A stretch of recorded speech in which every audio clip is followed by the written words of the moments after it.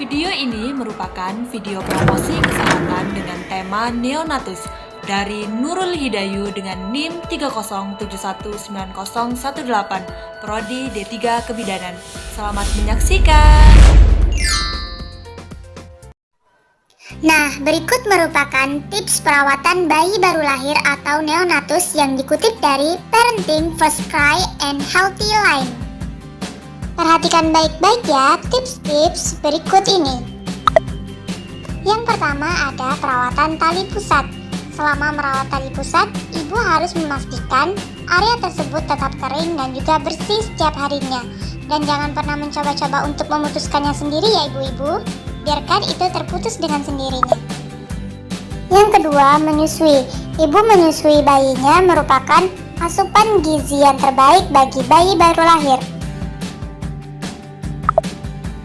Yang ketiga, nafas pertama bayi. Saat di dalam kandungan, bayi tidak perlu khawatir tentang bernafas. Namun, setelah kelahiran, paru-paru bayi yang sebelumnya dipenuhi cairan, sekarang dipenuhi udara. Perubahan itulah yang harus kita perhatikan. Yang keempat yaitu tes Apgar, yang merupakan tes pertama yang dilakukan oleh dokter maupun bidan pada anak untuk memastikan bayi normal. Apgar meliputi activity, pulse, screamage, apprehension, and respiration. Untuk skor 7 ke atas dianggap normal, sedangkan skor 4-6 dianggap relatif rendah, sedangkan 3 ke bawah dianggap sangat rendah, maka sangat diperlukan dibawa ke layanan kesehatan. Yang kelima yaitu menimbang bayi, yang merupakan hal yang harus dilakukan ibu untuk mengetahui pertambahan berat badan bayinya. Dan jika ibu merasa berat badan bayinya tidak naik, maka ibu bisa berkonsultasi dengan dokter anak dan juga bidan untuk melakukan nutrisi apa yang dibutuhkan untuk pertumbuhan bayi dan perkembangannya. Yang keenam, ibu harus melihat kotoran bayinya. Kotoran pertama bayi disebut dengan meconium yang berbeda dengan feses, namun itu normal.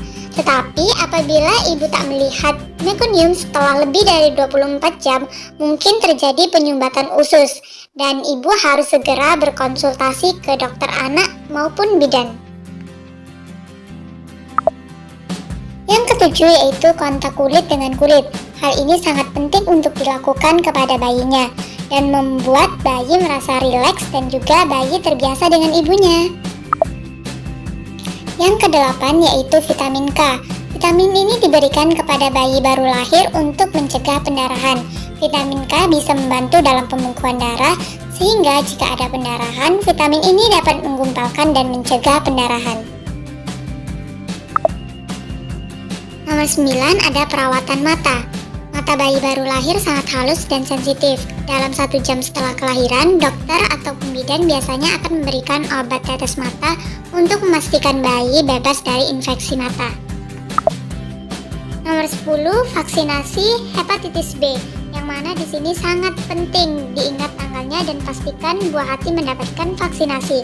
Vaksinasi hepatitis B sangat penting untuk menyangkal penyakit hepatitis B. Yang ke-11, tidur. The American Academy of Pediatrics or AAP merekomendasikan bahwa bayi harus tidur di kamar orang tuanya untuk setidaknya selama 6 bulan pertama.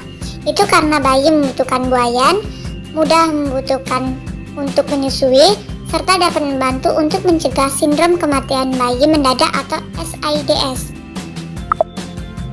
Nomor 12 yaitu mandi. Disarankan selama 1 minggu pertama, ibu memandikan bayinya dengan mengusapkan dengan kain yang lembut. Yang ke-13 ada pemeriksaan fisik, di mana pemeriksaan ini sama seperti Apgar, dan pemeriksaan ini dilakukan dari ujung kepala hingga ujung kaki untuk memeriksa apakah bayi dalam keadaan sehat. Yang ke-14 memberikan kehangatan, yaitu dengan cara membedong bayi. Dan yang terakhir ke-15 adalah perubahan sirkulasi pernafasan dan fisiologi.